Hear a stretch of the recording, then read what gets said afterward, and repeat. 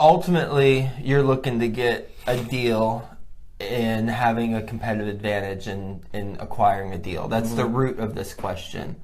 And so I'm going to address the root of the question because the direct answer to your question, Aaron, is do I have specific problems we can look to specialize in for apartments? My short answer is it depends on the market and depends on what issues are prominent in your market that are turning people away from potential deals. In Texas, it could be foundation. Foundation tends to be an issue in Texas, and the Northeast or Midwest, it might be something else, weather related for cold weather. I don't know. So let me address the root of your question. That is, how do we get competitive advantages with our deals, and how can you?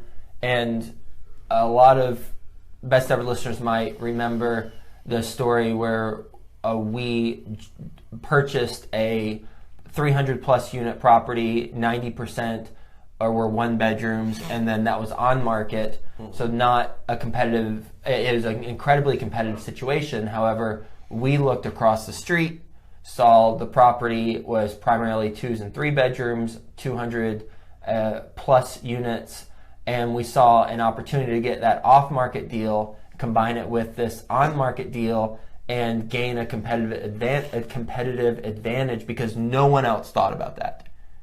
Guarantee no one else thought about that. And we purchased both of those together, and we're operating it with efficiencies, plus we're able to get a good price instead of paying a premium because it was marketed deal and the bids were going up and up on just the 300 unit. So the answer is look across the street from the property that you want to buy and see if you can combine the two and get an off-market deal combined with an on-market deal, have economies of scale with the operations, and be able to operate it more effectively and make more money that way.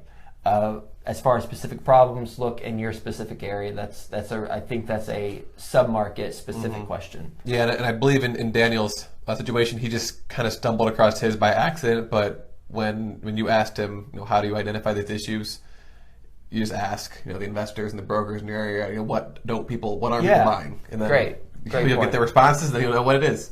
There you go. That's a great point.